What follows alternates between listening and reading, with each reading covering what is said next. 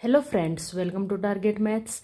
आज हम exercise 12.1 algebraic expression, chapter का नाम है एल्जेब्राइक एक्सप्रेशन, चैप्टर नंबर है 12। इसके एक्सरसाइज 12.1 करने वाले हैं। इसमें मैंने 2 क्वेश्चंस पहले करवा दिए हैं, अब हम 3 और इससे आगे वाले क्वेश्चंस करेंगे। तो चलो स्टार्ट करते हैं। क्वेश्चन नंबर 3 है हमारा, identify the numerical coefficient of terms. हमें न्यूमेरिकल कोफिशिएंट फाइंड आउट करना है टर्म्स का, अदर देन कांस्टेंट, कांस्टेंट के अलावा जो भी है न्यूमेरिकल कोफिशिएंट उसके, ठीक है, इन द फॉलोइंग एक्सप्रेशन। तो यहाँ पे हमें कुछ एक्सप्रेशंस गिवन है, इनके हमें टर्म्स और इनके कोफिशिएंट्स फाइंड आउट करने हैं। नेक्स्ट क्वेश्चन में हमने फैक्टर्स फाइंड आउट किए थे और इसमें हमें कोफिशिएंट निकालने हैं। चलो देखते हैं। फर्स्ट एक्सप्रेशन है हमारे पास 5 - 3t स्क्वायर। तो अब देखो 5 क्या है, यहाँ पे एक कांस्टेंट है। कांस्टेंट क्या होता है, जिसकी वैल्यू फिक्स होती है, जिसको हम चेंज नहीं कर सकते। और वेरिएबल्स क्या होते हैं, जिसकी वैल्यू चेंज हो सकती है। तो 3t स्क्वायर ये कांस्टेंट नहीं है, ये वेरिएबल क्वांटिटी है, तो ये इसकी एक टर्म हो जाएगी। टर्म तो 5 भी है, लेकिन यहाँ पे हमें कांस्टेंट नहीं लेना है, तो इसकी टर्म्स हो जाएगी -3t स्क्वेयर। अब बात कर लेते हैं इसके कोफिशिएंट की। तो देखो t स्क्वेयर तो यहाँ पे टर्म हो गया, वेरिएबल हो गया। इसका कोफिशिएंट क्या है, टर्म का जब भी हमें कोफिशिएंट फाइंड आउट करना होता है तो टर्म के साथ जो भी नंबर होता है, न्यूमेरिकल वैल्यू होती है, वो ही इसकी कोफिशिएंट होता है। तो यहाँ बात कर लेते हैं, यहाँ पे इसका कोफिशिएंट हो जाएगा -3। नेक्स्ट पार्ट देखते हैं, 1 + t स्क्वेयर + t क्यूब। अब देखो 1 इसमें क्या है, कांस्टेंट है, तो अब टर्म्स क्या होंगे, t स्क्वेयर और t क्यूब, ये 3 टर्म्स हो जाएंगे। अब बात करते हैं इनके कोफिशिएंट की। तो देखो t का कोफिशिएंट क्या है, इसके आगे कुछ भी नहीं है, तो क्या 1 तो है इसके साथ, तो इसका कोफिशिएंट हो जाएगा 1। t स्क्वेयर का भी 1 और t की क्यूब का भी 1 हो जाएगा कोफिशिएंट। नेक्स्ट देखते हैं third part, x + 2xy + 3y। अब इसमें भी 3 टर्म्स बन रही है, कांस्टेंट नहीं है, सारी ही वेरिएबल्स है। तो एक टर्म हो जाएगी x, एक हो जाएगी 2xy, एक हो जाएगी 3x। 3 टर्म्स हमारे पास बन गई। अब इनके कोफिशिएंट की बात करते हैं। यहाँ पे x है तो इसके साथ 1 तो इसके साथ में है ही, तो इसका कोफिशिएंट हो जाएगा 1 और इसका कोफिशिएंट हो जाएगा 2xy। इसमें न्यूमेरिकल वैल्यू क्या है, 2, तो 2 इसका कोफिशिएंट हो जाएगा। तो इसका कोफिशिएंट हो गया यहाँ पे 2 और 3y का कोफिशिएंट हो जाएगा 3। ओके, क्योंकि इसमें न्यूमेरिकल वैल्यू है 3। नेक्स्ट पार्ट देखते हैं, 100m + 1000n। तो देखो इसमें 2 टर्म्स बन रही है, एक तो 100m और एक 1000n। अब इसकी बात कर लेते हैं कोफिशिएंट की। तो 100m के साथ न्यूमेरिकल वैल्यू क्या है, 100, तो 100 इज जाएगा इसका कोफिशिएंट। अब बात कर लेते हैं 1000n। तो n के साथ न्यूमेरिकल वैल्यू क्या है, 1000, तो ये इसकी हो जाएगी कोफिशिएंट 1000। तो -p square q square + 7pq। अब इसमें भी देखो टर्म्स की बात करें तो 2 टर्म्स बन रही है, एक तो -p स्क्वेयर q स्क्वेयर, एक 7pq। ठीक है, यहाँ पे p और q क्या है, वेरिएबल्स। ऐसा नहीं होता कि x y z या m n ही वेरिएबल होते हैं, लेटर a से लेकर z तक सारे ही वेरिएबल्स हो सकते हैं, होते हैं, हो नहीं सकते, होते ही है। इनमें से हम कुछ भी ले सकते हैं, p q a b c d। देखो यहाँ पे आगे वाले क्वेश्चन में r भी ले रखा है, तो कुछ भी ले, ये सभी वेरिएबल्स होते हैं, इनकी वैल्यू सिचुएशन के अकॉर्डिंग चेंज होती रहती है। ठीक है, तो यहाँ पे हमारे पास 2 टर्म्स बन गई, एक टर्म बनी -p स्क्वेयर q स्क्वेयर, एक बनी 7pq। अब बात करते हैं कोफिशिएंट की। तो देखो यहाँ इसके साथ कोफिशिएंट में क्या है, माइनस, तो 1 तो इसके साथ है ही, तो ये क्या है इसका कोफिशिएंट -1। अब बात करते हैं 7pq। तो pq का कोफिशिएंट क्या है यहाँ पे 7, तो ये क्या हो जाएगा इसका कोफिशिएंट। नेक्स्ट पार्ट देखते हैं, 1.2a + 0.8b। तो अब इसमें देखते हैं हमारी क्या क्या टर्म्स बनती हैं। तो इसमें हमारी 2 टर्म्स बन गई, एक बनी 1.2a, एक बनी 0.8b। तो 2 टर्म्स बन गई हमारी यहाँ पे 1.2a 0.8b। अब बात करते हैं कोफिशिएंट की। तो सबसे पहले देखते हैं 1.2a। इसमें हमारे पास न्यूमेरिकल वैल्यू क्या है यहाँ पे 1.2, तो ये क्या हो जाएगी इसके कोफिशिएंट। इसके बाद कर लेते हैं 0.8b। तो 0.8 क्या है यहाँ पे न्यूमेरिकल वैल्यू, तो ये इसका कोफिशिएंट हो जाएगा। ठीक है, नेक्स्ट पार्ट पे चलते हैं 3.14 आर स्क्वेयर। तो देखो ये एक ही टर्म है, इसके अंदर 3.14 आर स्क्वेयर। अब इसके कोफिशिएंट की बात करते हैं, तो जो ये नंबर है ये क्या हो जाएगा, इसका कोफिशिएंट 3.14, ये इसका कोफिशिएंट हो जाएगा। नेक्स्ट देखते हैं 2l plus B, 2l plus 2b। देखो इसमें 2l प्लस बी है, 2 ब्रैकेट के बाहर है, इसको हम जब खोल लेंगे तो मल्टीप्लाई 2 दोनों के साथ है, ये l के साथ मल्टीप्लाई में नहीं है, ब्रैकेट के बाहर है, इसका मतलब ब्रैकेट के अंदर जितने भी हैं सभी से मल्टीप्लाई है। तो मल्टीप्लाई कर दिए, ये आया 2l प्लस 2b। अब इसके टर्म्स की बात करते हैं, तो एक तो बन गई 2l, एक बन गई 2b, दो टर्म्स बनेंगी। कोफिशिएंट देख लेते हैं, l का कोफिशिएंट क्या होगा, यहाँ पे 2l का कोफिशिएंट 2 और 2b का कोफिशिएंट क्या होगा 2, दोनों के कोफिशिएंट 2 हो जाएंगे। लास्ट पार्ट देखते हैं इसका 0.1y प्लस 0.01y स्क्वेयर। अब इसमें टर्म्स भी दो बन रही है, एक तो 0.1y, एक 0.01y स्क्वेयर। कोफिशिएंट देख लेते हैं, 0.1y का कोफिशिएंट होगा 0.1 और 0.01y स्क्वेयर का कोफिशिएंट होगा 0.01। ठीक है, तो ये होती है टर्म्स और कोफिशिएंट की बात। हमने टर्म्स और फैक्टर्स कर लिए, टर्म्स और कोफिशिएंट कर ली। नेक्स्ट क्वेश्चन की तरफ चलते हैं। क्वेश्चन नंबर है 4 में बोला गया है हमारे पास, identify terms which contain X. ऐसे टर्म्स आपको आइडेंटिफाई करना है जिसमें एक्स हो, उसमें पहले से ही एक्स होना चाहिए, एंड गिव द कोफिशिएंट, और उस टर्म में एक्स का कोफिशिएंट भी फाइंड आउट करना है। ठीक है, अब लास्ट क्वेश्चन में तो हमें पूरी टर्म का ही कोफिशिएंट फाइंड आउट करना था, लेकिन इसमें हमें एक्स का कोफिशिएंट फाइंड आउट करना है। तो सबसे पहले हम देख लेते हैं टेबल। हमारी टेबल में है, हमें फर्स्ट एक्सप्रेशन गिवन है y square x plus y. तो अब x वाले टर्म्स क्या है, देखो ये y है, इसमें हमारे पास x नहीं है, x सिर्फ एक ही टर्म में है जो है y स्क्वेयर x। दूसरे वाले टर्म है y, इसमें हमारे पास x नहीं है। तो ये हमें कौन से टर्म्स लेनी है, टर्म्स विद x, जिसमें x कंटेन हो, x उसके अंदर हो, वो ही टर्म्स हम ले सकते हैं। तो हम यहाँ पे टर्म लेंगे y स्क्वेयर x। ठीक है, अब बात कर लेते हैं इसके कोफिशिएंट की। तो कोफिशिएंट कैसे फाइंड आउट करेंगे, जब पूरी टर्म का कोफिशिएंट फाइंड आउट करना होता है, जो उसके साथ न्यूमेरिकल वैल्यू होती है, जैसे कि यहाँ इसके साथ कुछ भी नहीं है, क्या है 1, तो 1 इसका कोफिशिएंट हो जाएगा।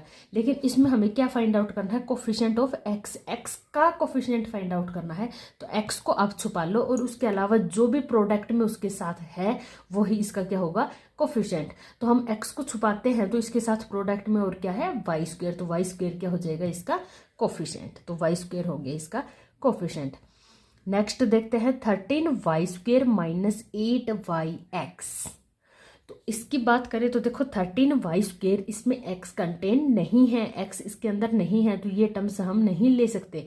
अब सेकंड टर्म देखते हैं माइनस 8y एक्स, इसमें x है तो ये टर्म्स हम ले सकते हैं, तो ये टर्म हम लेंगे माइनस 8y एक्स। अब बात करते हैं इसके कोफिशिएंट की। तो x का कोफिशिएंट फाइंड आउट करना है तो आप x को छुपा लोगे, इसके अलावा प्रोडक्ट में क्या है माइनस 8y, ये क्या हो जाएगा इसका कोफिशिएंट।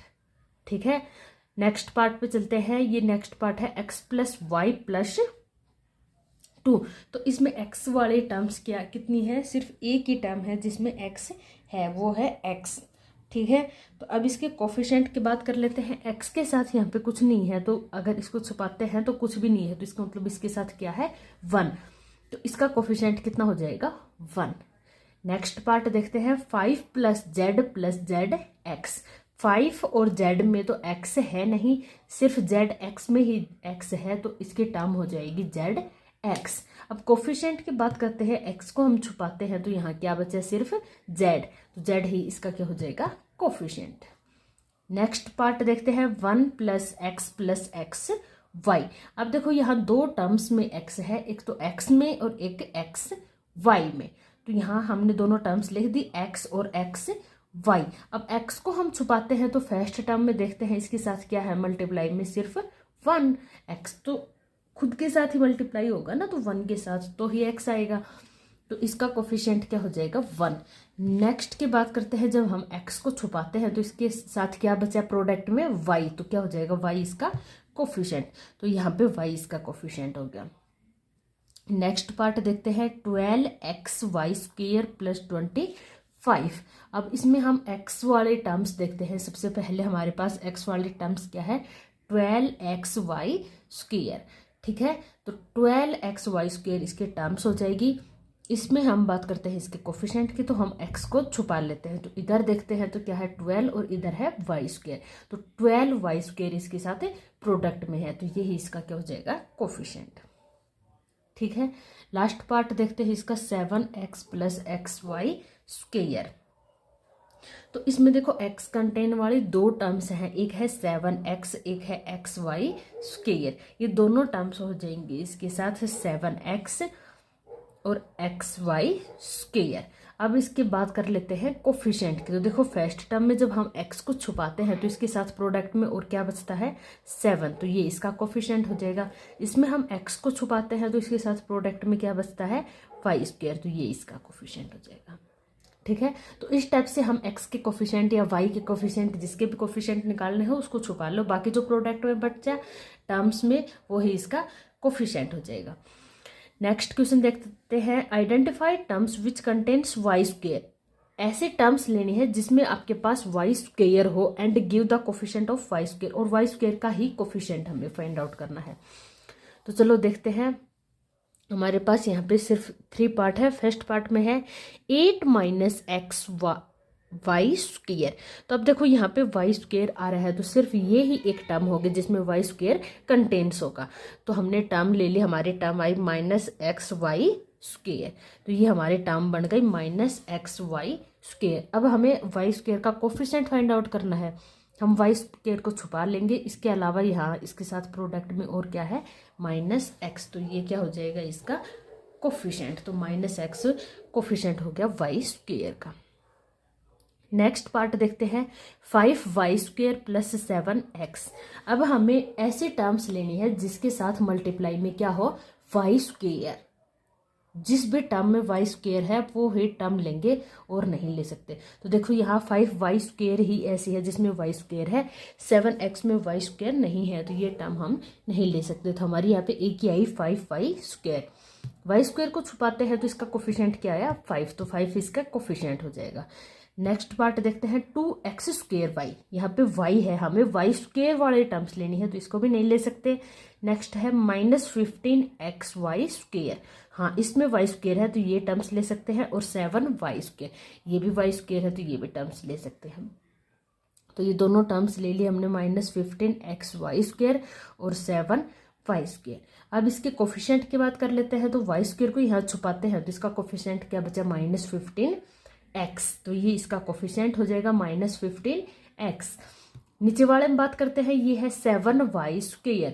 तो अब इसमें y² को छुपाते हैं तो क्या बचा है 7, तो ये इसका क्या हो जाएगा कोफिशिएंट।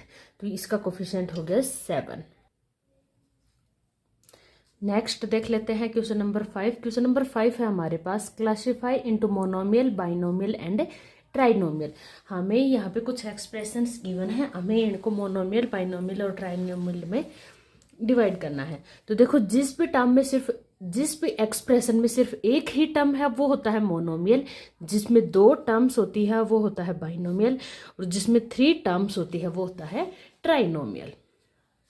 यहाँ देख लेते हैं, और यहाँ पे 2 और 3 ये अनलाइक टर्म्स होने चाहिए, लाइक टर्म्स होंगे तो वो ऐड हो जाएंगे, तो वो 1 और 2 भी हो सकती हैं। तो 2 अनलाइक टर्म्स हैं तो वो होगा बाइनोमियल।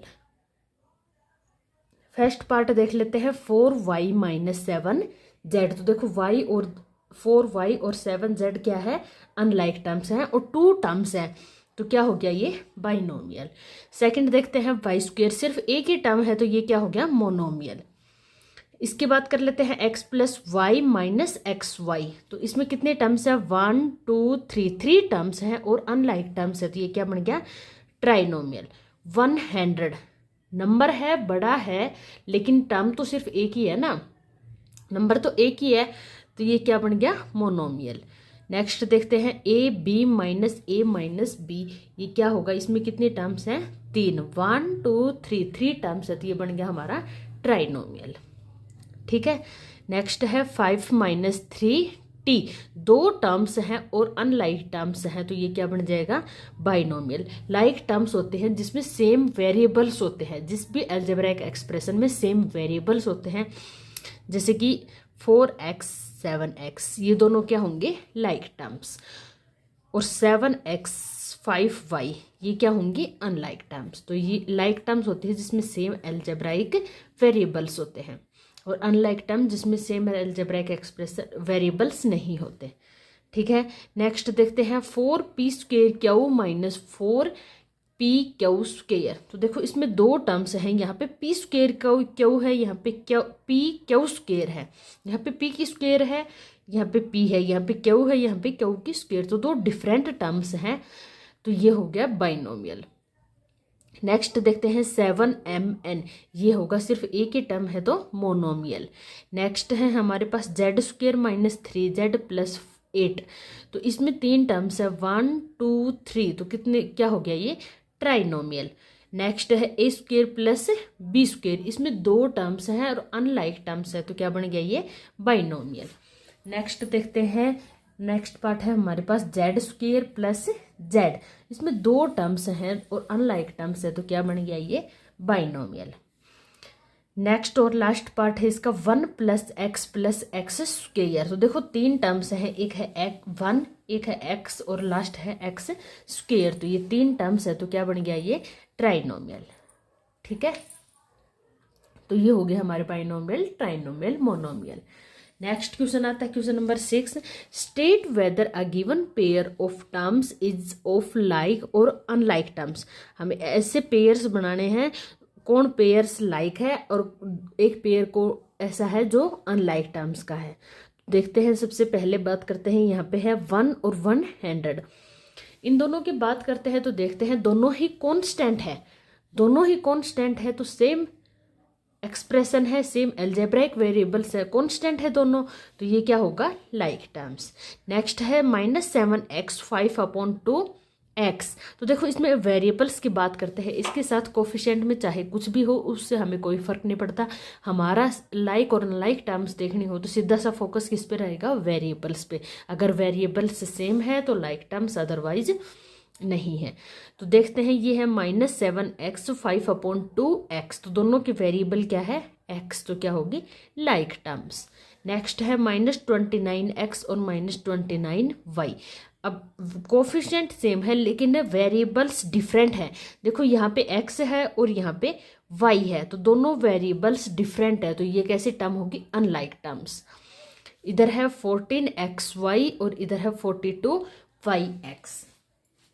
देखो 42yx, yx को हम x y भी लिख सकते हैं, इससे कोई फर्क नहीं पड़ता। देखो 2 को 3 से मल्टीप्लाई करो तो भी 6 आएगा, 3 को 2 से मल्टीप्लाई करेंगे तो भी 6 आएगा। तो वही बात यहाँ पे है, y को x से मल्टीप्लाई करो या x को y से मल्टीप्लाई करो, बात एक ही है। तो हम इसको देख सकते हैं, ये 42yx को हम xy भी लिख सकते हैं, तो ये दोनों क्या हो जाएंगे, सेम वेरिएबल्स, तो इट मीन्स ये क्या है, लाइक टर्म्स। नेक्स्ट पार्ट है इसका 4m²p और यहाँ पे है 4mp², यहाँ पे m² है, यहाँ पे m है, यहाँ पे p है, यहाँ पे p² है, दोनों डिफरेंट वेरिएबल्स है, तो अनलाइक टर्म्स। लास्ट देखते हैं इसका 12xz 12x² यहाँ पे सिर्फ xz है, यहाँ पे x²z² है, तो ये क्या हो गया, डिफरेंट वेरिएबल्स, तो ये कैसे टर्म्स हो गई, अनलाइक टर्म्स। ठीक है, ये होता है हमारा लाइक और अनलाइक टर्म्स। अगर वेरिएबल्स सेम होते हैं तो वो होती है लाइक टर्म्स, अगर वेरिएबल्स सेम नहीं होते तो वो होती है अनलाइक टर्म्स। ठीक है, नेक्स्ट क्वेश्चन की तरफ चलते हैं। क्वेश्चन नंबर है 7 और ये लास्ट क्वेश्चन है इसका। क्वेश्चन नंबर 7 में है identify like terms in the following. हमें यहाँ पे कुछ टर्म्स गिवन है, इसमें से हमें लाइक टर्म्स को आइडेंटिफाई करना है और पेयर्स में लिखना है।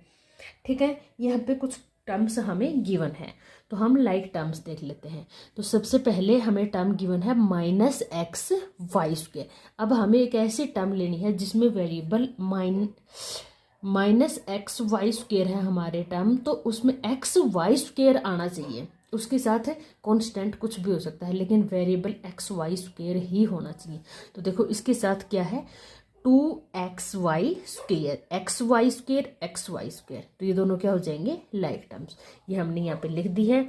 Minus x y square 2xy square, दोनों क्या हो जाएंगे लाइक टर्म।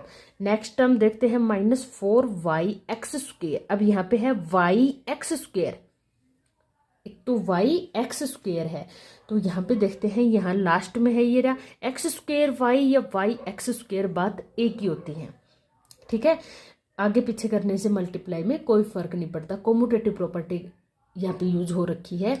एक्स स्क्वेयर को y को हम yx स्क्वेयर भी लिख सकते हैं, तो yx स्क्वेयर और ये 20x स्क्वेयर y दोनों क्या हो जाएंगे लाइक टर्म्स। तो यहाँ पे हमने लिख दी -4yx square 20x square y।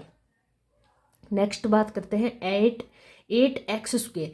अब हमें एक ऐसे टर्म्स देखनी है जिसमें वेरिएबल्स क्या हो x स्क्वेयर। तो देखो, एक तो यहाँ पे है -6x स्क्वेयर, एक यहाँ है -11x स्क्वेयर, तो ये तीनों ही लाइक टर्म्स हो जाएंगी। ऐसा नहीं है लाइक टर्म्स सिर्फ दो ही हो सकती हैं, दो ही टर्म आपस में लाइक हो सकती है, ऐसा नहीं होता, दो से ज़्यादा टर्म्स भी लाइक टर्म हो सकती हैं। तो यहाँ पे देखो, तीनों में x स्क्वेयर वेरिएबल है, सेम वेरिएबल है, तो ये तीनों क्या हो जाएंगी लाइक टर्म्स, ठीक है। नेक्स्ट चलते हैं। नेक्स्ट है हमारे पास 7y।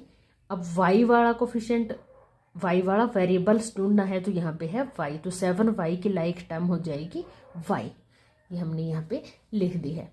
नेक्स्ट देखते हैं -100x, इसके साथ क्या हो जाएगी लाइक टर्म 3x, तो -100x और 3x क्या हो गया लाइक टर्म्स। ऐसे ही आप ढूंढ के सारे एक पेयर बना सकते हो, लाइक टर्म्स का पेयर बना के लिख सकते हो। लास्ट है इसमें 2xy, इसकी लाइक टर्म्स xy वाले वेरिएबल्स की ही होगी। देखो यहाँ पे हमें गिवन है yx, तो xy और yx क्या होते हैं आपस में इक्वल होते हैं, तो इसको हम ये दोनों क्या हो जाएंगे लाइक टर्म्स। 2xy और -11yx दोनों क्या होंगे लाइक टर्म्स, ठीक है। ये हमारा ए पार्ट यहाँ पे ख़त्म होता है। सेम एज इट इज़ हमें बी पार्ट भी करना है। बी पार्ट में भी ऐसे ही है, यहाँ पे कुछ टर्म्स गिवन है, आपको इसको लाइक टर्म्स के पेयर में लिखना है। तो सबसे पहले टर्म है हमारे पास 10pq, तो pq वेरिएबल वाले टर्म हमें ढूंढनी है। अब यहाँ पे है हमारे पास qp, तो qp या pq तो एक ही बात होती है, और एक और टर्म है qp, तो ये तीनों ही टर्म आपस में लाइक टर्म हो जाएंगी। 10pq 78qp -7qp, तो ये तीनों ही क्या हो जाएंगे लाइक टर्म्स। नेक्स्ट बात करते हैं 7p। 7p के लाइक टर्म्स क्या होगी 2405p, तो ये क्या हो जाएगी इसकी लाइक टर्म्स। नेक्स्ट बात करते हैं यहाँ पे 8q किसकी लाइक टर्म्स होगी। देखो इसमें बात करते हैं, यहाँ आया 100q, दोनों में वेरिएबल सेम है q, तो दोनों लाइक टर्म्स हो जाएंगी 8q और -100q, तो ये दोनों लाइक टर्म्स हो गई। नेक्स्ट बात करते हैं -p square q square. p square q square या q स्क्वेयर p स्क्वेयर एक ही बात है कॉम्यूटेटिव प्रॉपर्टी से, तो ये दोनों क्या हो जाएंगे like terms. p square q square या q स्क्वेयर p स्क्वेयर एक ही बात है, तो ये इसके लाइक टर्म्स हो गई। अब आगे चलते हैं, यहाँ पे आया -23, ये एक कांस्टेंट है, तो कांस्टेंट का ही लाइक टर्म होती है, तो यहाँ पे कांस्टेंट है हमें गिवन 41, तो -23 41 का लाइक टर्म हो जाएगा। नेक्स्ट देखते हैं -5p स्क्वेयर, यहाँ आया p स्क्वेयर, तो यहाँ बात करते हैं 701p स्क्वेयर की, तो ये दोनों क्या हो जाएंगे लाइक टर्म्स। -5p स्क्वेयर और 701p स्क्वेयर।